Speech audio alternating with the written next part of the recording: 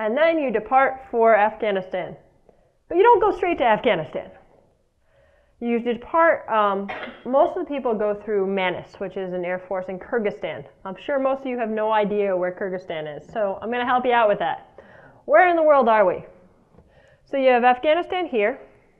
Our unit was deployed to RC West, which is the western part of Afghanistan, which borders Iran. Manis Air Force Base is in Kyrgyzstan up here. Now, understand this. When we first got to Kyrgyzstan, you take what we call a charter flight out. You do the big, huge, like regular airplane like you might fly in, but it's chartered out for the military. You take that charter flight. So we flew from Fort Hood, and then we stopped in Shannon, Ireland for fuel. We actually got stuck there due to weather for a little bit. Oh no, they had to put us up in a nice bed and breakfast in Ireland. It was horrible. Went from Ireland to Kyrgyzstan. Now, most of us got to Kyrgyzstan and went, I know I'm at Manis Air Force Base, but what country are we in? Some something. Took us a while to figure it out. From Kyrgyzstan, from Manis, we went to another, what we call a forward operating base in the northern part of Afghanistan, Mazar-e-Sharif.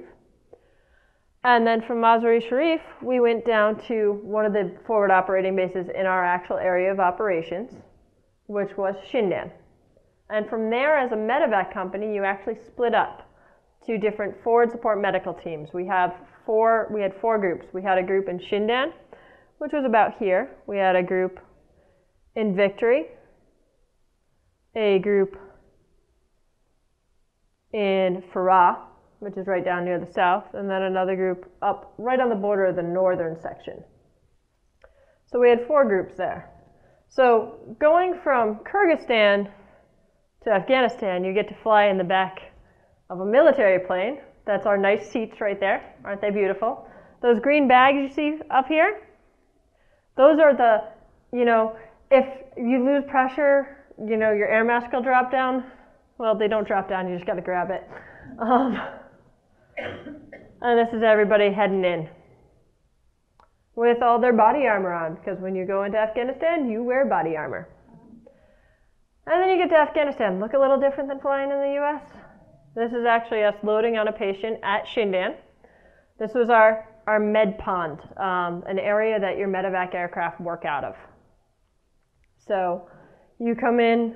This was actually us doing just a transfer from the medical hospital at Shindan up to another location.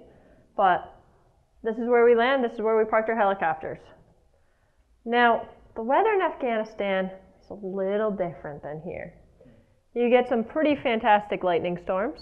We got some nice hail. Those are pretty big size hail pellets.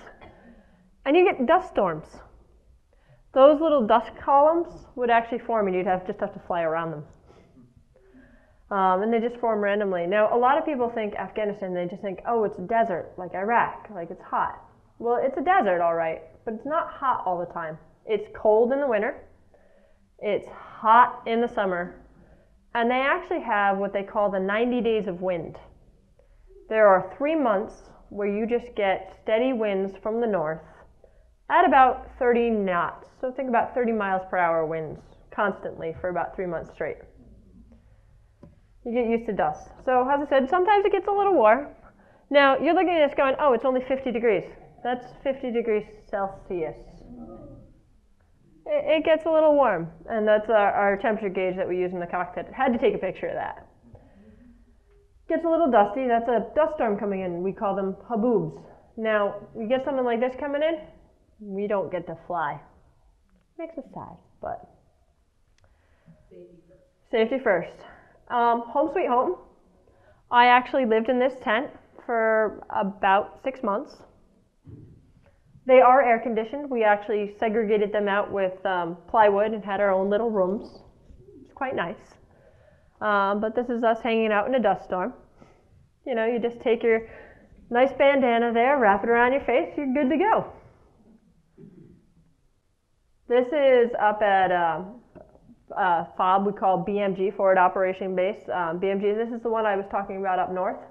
The only way to resupply this particular forward operating base was by airdrop. So I happened to be up there on a mission one of the days when they came by and did the airdrop in. Now they kept some dogs around because it would keep the Afghanis away while they got the stuff from the airdrop. Camp Victory was the fob that was up near, and I just lost the name of it.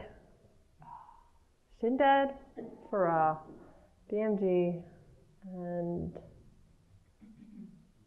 anyway, there was another big city, Herat City, and actually some of you, I don't know if you caught the news in 2011 at one point, they actually, this group here that was based here actually got into a firefight. They went into, there was an attack, a bomb that went off on some Italian forces because we're coalition forces when we're over there. And they went in to go evacuate them. They had to land on a basketball court. Now look at the size of that helicopter. Picture the size of a basketball court. You can put one of these down at a time. We always fly with at least 2 aircraft. They went in and landed to go pick up wounded and started taking fire from rooftops. So there was actually a whole news story that played on like CNN over here about it that you can learn about if you want to look it up. But these are some of the guys. I was actually up at their location for a few months as well. So that's us just hanging out on the helicopter, getting a good, nice group picture with our team sweatshirts. This is the countryside in Afghanistan. So what, you know, if you think about flying over a city here, it looks a little bit different. And one of my favorite quotes from when we were over there, it's like the Bible, but with cell phones and motorcycles. Because, I mean, look at that. It really hasn't changed much. A lot of the construction is still mud brick. A lot of the same kind of stuff. It's just, you look at it and you go, this could be a scene out of the Bible, except for you'll see people with motorcycles and cell phones. But you have to control sensitive data. You can't just throw stuff in the trash. So we have burn boxes, we burn stuff on a regular basis. As I said, we had some dogs around to help control the natives. And we got into some training. But before I get into some training, what I want to do actually is show you a bit of a video about what it's like to be in a cockpit during a medical evacuation. And I just reopened that. I'm silly. Let me get this to come up and I'll show you a little bit of video on that. All right. I want you to play nice. Just thinking about it. So this is, they landed at a point of injury and they're about to pick somebody up. Now this is a pilot with a helmet cam. So you're seeing what he sees as they're getting ready. They're watching the load everybody up and you'll hear some of the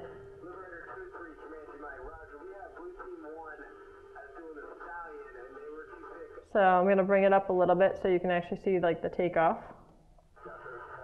So that's the medic coming on board after checking on the patient with the helmet on. And you see the amount of gear. Now, I love this. Most of us pilots and most of the crew chiefs flew with some sort of little stuffed animal. Good luck charms. And the medics actually flew with small stuffed animals so that if we transported kids, they could give them to them. Yep. Yep.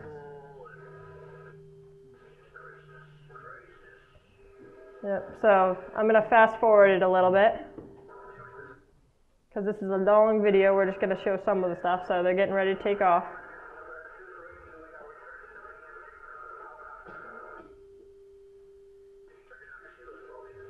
All right, let's get up to takeoff.